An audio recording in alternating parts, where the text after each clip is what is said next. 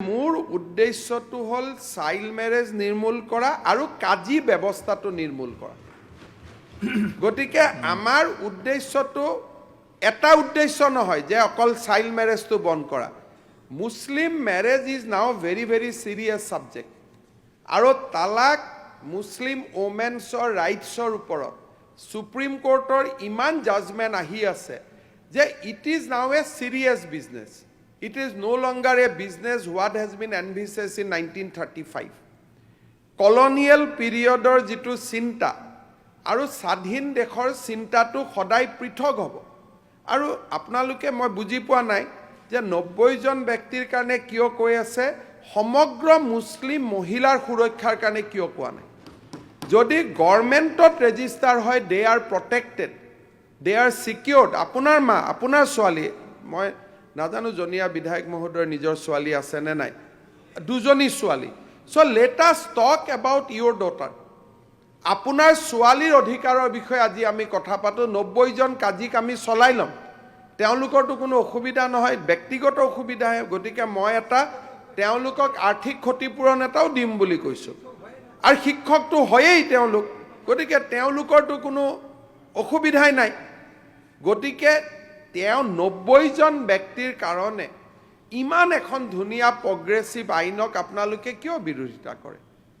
যে চৰকাৰত ৰেজিষ্ট্ৰেশ্যন হ'ব, ডকুমেণ্ট থাকিব, কোনোবাই তালাক হ'লে মোহৰানা হ'লে as per the registration documents তেওঁলোকে পাব পাৰিব। এটা ইমান ছোৱালীসকলৰ কাৰণে ভাল ব্যৱস্থা হ'ব। গতিকে মই ভাবোঁ যে 90 জন কাজিৰ কথাটো চিন্তাক বাদ দি, কাৰণ কেৰেলাতো আজি যদি মই এনেকুৱা কিবা ঘটনা হ'লহেঁতেন, কেৰেলাৰ মানুহেতো অলৰেডি অপ'জ কৰিলেহেঁতেন, জম্মু কাশ্মীৰৰ মানুহেতো অলৰেডি অপ'জ কৰিলেহেঁতেন। এতিয়া মই চালে হয়তো বুজি পাম কেৰেলাৰ আইনখন হয়তো আইডাৰ কংগ্ৰেছ নহ'লে CPM আনা, কাৰণ তাততো কেতিয়াও বিজেপিৰ চৰকাৰ হোৱাই নাই। সেইকাৰণে আপোনালোকে এইটোক আপত্তি নকৰিব। 90 জন মানুহৰ লগত এদিন আমি বহি চাহ তাহ খাই ল'ম, তেওঁলোকে অলপ মনত দুখ পাব, তেওঁলোকক ভালকৈ বুজাই বৰাই আমি পিঠিত থপৰিয়াই পেলাই তেওঁলোকক আমি ধন্যবাদ দি বিষয়টো সামৰণি মাৰিম। কিন্তু এইটো সুপ্ৰিম কোৰ্টৰ অৰ্ডাৰ, কম্পালচৰি ৰেজিষ্ট্ৰেশ্যন হ'বই লাগিব। আৰু ষ্টেট কেনট ৰিলাই অন প্ৰাইভেট পিপল, সেইকাৰণে ইনষ্টিটিউশ্যন লাগে। মই ইমানটোলৈকে ৰেডি আছোঁ, পিছত যেতিয়া আমাৰ আইন আহিব, যদি আপোনালোকে ভাবে যে সাব ৰেজিষ্টাৰ অফিচত মানুহখিনি হেৰেছমেণ্ট হ'ব পাৰে, আমি special sub registrar only for registering Muslim মেৰেজো আমি কৰিব পাৰোঁ, কোনো অসুবিধা নাই। I am very very positive. Second, বিধায়ক মহোদয়ে যিটো কৈছে চাইল্ড মেৰেজ বন্ধ হ'ব নাই, 26ৰ ভিতৰত মই বন্ধ কৰি দিম অসমত। এইটো হ'বই নোৱাৰে। এইটো য'ত য'ত হৈ থাকিব, কিন্তু অসমত হ'ব নোৱাৰে, কাৰণ পস্কোত এতিয়ালৈকে 14 বছৰ জেল 7 জনৰ হ'ল। এতিয়া BNSত এনেকুৱা এটা ডাঙৰ প্ৰভিজন আহিছে যে চাইল্ড মেৰেজ প্ৰমাণ কৰিব নালাগে। ভাৰতীয় ন্যায় সংহিতাত আহিছে যে যদি মাইনৰ এজত বিয়া হৈ ছেক্সুৱেল ইণ্টাৰক'ৰ্চ হয়, it is equivalent two rap. তাৰমানে বাচ্চা জন্ম হ'লেতো ছেক্সুৱেল ইণ্টাৰক'ৰ্চ হৈছেই। সেইকাৰণে rap charge proof will be very very easy things to do now. নিজৰ ঘৈণীয়েকৰ লগতো, এইটো আপোনালোকে বুজি পালে ভাল হ'ব, পিছত মিটিঙত ক'ব পাৰিব। 18 বছৰৰ আগত মই ভুলত বিয়া কৰালোঁ, তাৰ শাস্তি হ'ল 2 বছৰ বা 2.5 বছৰ। কিন্তু যদি বিয়া কৰোৱা ছোৱালীজনীৰ লগত ইণ্টাৰক'ৰ্চ কৰোঁ, তেতিয়াহ'লে it is amounting two rap. এইটো ৰেপ বুলি ধৰি লোৱা হয়, ৰেপ টু এ মাইনৰ। আৰু এইটোতো প্ৰুফ কৰিব প্ৰমাণে নালাগে, এইটোতো আপোনাৰ ল'ৰা হয়েই।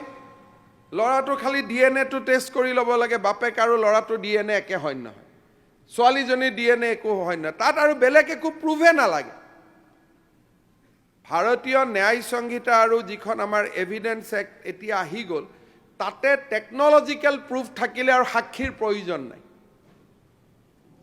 তাত যদি টেকনলজিকেলি প্ৰুফ হৈ যায় যে এই ল'ৰাজনৰ বয়স ডাক্তৰে পৰীক্ষা কৰিলে 19 বছৰ, ছোৱালীজনীৰ বয়স 18 বছৰ, তেওঁলোকৰ এটা বাচ্চা আছে। গতিকে হাজবেণ্ডজন জেল হোৱাটো খাটাং। সেইকাৰণে ইমান সহজ হৈ আছে ব্যৱস্থাটো যে ইয়াক বন্ধ কৰোঁতে আগতকৈ এতিয়া BNSত ভাৰতীয় ন্যায় সংহিতাত বহুত ইজি হৈ গ'ল। মই সদনক এটা অনুৰোধ কৰিম যে আপোনালোকে যদি কৈ থাকে চাইল্ড মেৰেজ হৈ আছে, হৈয়ে থাকিব, এইখন কৰিলে, এই যিটো কথা মই যোৱাকালি কৈছিলোঁ যে আপোনালোকে বেয়া পাই গ'ল, যদি মুছলিম ছোৱালীৰ ক্ষেত্ৰতো আপোনালোকে আমাৰ লগত থিয় নহয়, আপোনাৰ নিজৰ ছোৱালীজনীৰ ক্ষেত্ৰতো দুজনী ছোৱালী থকাৰ পিছতো যদি ছোৱালীৰ ন্যায়ৰ কাৰণে আপুনি থিয় নহয়, আপোনাৰ ছোৱালীতকৈ কাজি আপোনাৰ কাৰণে বেছি মৰমৰ হ'ব পাৰে নেকি? হা, এটা আচৰিত কথা। মোৰ ছোৱালী হ'লেতো মই ক'ম আৰে ছোৱালীৰ কাৰণে জান হাজিৰ। আপোনালোকে ক'ত কাজি আৰু নিজৰ ছোৱালীৰ অধিকাৰৰ লগত কম্পেয়াৰ কৰি আছে? মুখ্যমন্ত্ৰী মহোদয়, আমি সমানে সমানে মোৰ ছোৱালীৰ লগে লগে আপোনাৰ ছোৱালীৰো সমানে সমানে চিন্তা কৰোঁ। আমাৰতো প্ৰব্লেমে নাই। আছে 84% চাইল্ড মেৰেজ ভাৰতবৰ্ষত নন মুছলিমত হৈ আছে। এইটো আমি সেইখিনিও কনচাৰ্ন, বন্ধ হ'ব লাগে চাইল্ড মেৰেজ। আমি এইটো বিচাৰোঁ। আপোনালোকক মই এটা হাতযোৰ কৰি কৈছোঁ যে আমাৰ মানুহখিনিক এনেকৈ কৈ নিদিবচোন। যোৱাকালিও কৈ আছে যে পলিগেমি আপোনালোকৰ বেছি। এই হাউচত থকা এজন মানুহক সোধক কাৰোবাৰ সমষ্টিৰ হিন্দু মানুহৰ পলিগেমি আছে নেকি? আপোনালোকে কোনটো ডেটা কোনে উলিয়াইছে মই নাজানো, ভাৰতৰ হ'ব পাৰে, অসমৰ ট্ৰাইবেল এৰিয়া টি গাৰ্ডেন কোনো নাই, এইটো নক'ব। নাই নাই, মই সাজু ডাঙৰীয়া tribal area tea garden area বুলি নক'ব। আপোনালোকৰ মিয়া এলেকা চবতকে বেছি হৈ আছে। গাৰ্ডেনৰ কথা কিয় কৈছে? মিয়া এলেকাত বেছি হৈ আছে। প্লিজ আপোনালোকে আপোনাৰ ঘৰত চাওক, আপোনাৰ ঘৰত চাওক, আপোনালোকৰ ঘৰত টি গাৰ্ডেনৰ কথা কিয় ক'ব? বয়সত বিয়া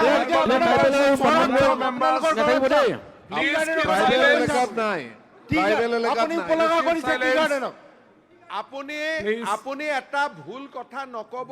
এইবিলাকে বাহিৰত সংঘাত কৰে। চাহ জনজাতিৰ কোনোবা ছোৱালী নহয়, আপোনাক মই কাৰেক্ট কৰি দিছোঁ, কোনোবা ছোৱালী ল'ৰাই কম বয়সত বিয়া কৰিব পাৰে, কিন্তু দুজনী বিয়া নকৰে। এইটো অসম্ভৱ। চাইল্ড মেৰেজটো আছে বুলি ময়ো কৈছোঁ। সেইকাৰণে চাইল্ড মেৰেজতো আমি এৰেষ্ট কৰোঁতে হিন্দু মুছলমান দুইটা এৰেষ্ট হৈছে। কিন্তু পলিগেমি, যোৱা সিদিনাখন যে কৈ আছে যে polygamy is not prevalent in Assam among the non Muslim. আপোনালোকে ভাৰতৰ ডাটা এটা কৈ আছে, অসমৰ ডাটা কোৱা নাই। ভাৰতৰ বিভিন্ন জিলাত আদিবাসী মানুহৰ মাজত কোনোবা জেগাত থাকিব পাৰে, কিন্তু অসমৰ বড়ো মিচিঙৰ মাজতো পলিগেমি দেখা নাযায়। ভুৱন পেগু, ৰণোজ পেগু সুধিব, নহ'লেতো পলিগেমি আইনৰ বিৰুদ্ধে তেওঁলোকে আহি অভিযোগ দিলেহেঁতেন। যিমান কেইখন পলিগেমি আইনৰ বিৰুদ্ধে অভিযোগ আমি পাইছোঁ, সেই গোটেইকেইখন অভিযোগ মুছলমান ইছলাম ধৰ্মাৱলম্বী লোকৰ পৰাহে পাইছোঁ। সিদিনাখন এজন মৌলানা আহিছিল, মই নাম নকওঁ, ডুবাইত থাকে, তেখেত মোক লগ কৰিব আহিছিল। আহি তেওঁ মোৰ আগত কৈছে যে আমাক অলপ পলিগেমিটো এলাউ কৰি দিয়ক, মানে আপুনি এইটো বন্ধ নকৰিব। তেতিয়া মই তেওঁক সুধিলোঁ যে কি কাৰণে লাগে। তেতিয়া তেওঁ মোক কয়, যিটো কৈছে আৰু ইয়াত ক'ব নোৱাৰি, যিটো কাৰণ তেওঁ কৈছে যে এজন ডাঙৰ মৌলানা এটা জমিয়তৰো নেতৃত্ব দিয়ে। গতিকে মই আৰু বেলেগ ক'ব নোখোজোঁ। শুনাৰ পিছত মোৰ মনটো আৰু ডাঠ হৈ গ'ল যে এইটো বন্ধ কৰিবই লাগিব, কাৰণ it is amounting to exploitation of female. আৰু ফিমেল মানে মোৰ ছোৱালী। আপোনালোকক মই এইটো কথা ক'ব খুজিছোঁ যে আমাৰ চাহ বাগিচা অঞ্চলত, জনজাতি অঞ্চলতো চাইল্ড মেৰেজ আছে, নোহোৱা নহয়, কিন্তু পলিগেমি নাই, দুজন তিনিজন বিয়া কৰোৱাটো নাই। সেইকাৰণে ভুল তথ্য যাব নালাগে। যিটো আছে আছে, সেইটোৰ কাৰণে আমি তাতো কথা পাতি আছোঁ। Child marriage is not against Muslim. আমি যে কৈ আছোঁ যে চাইল্ড মেৰেজ বন্ধৰ অভিযান, আপোনালোকে গাত পাতি ল'বই নালাগে। এৰেষ্ট কৰা লিষ্টত যদি চাই, তাত দেখিব হিন্দুও আছে, মুছলমানো আছে।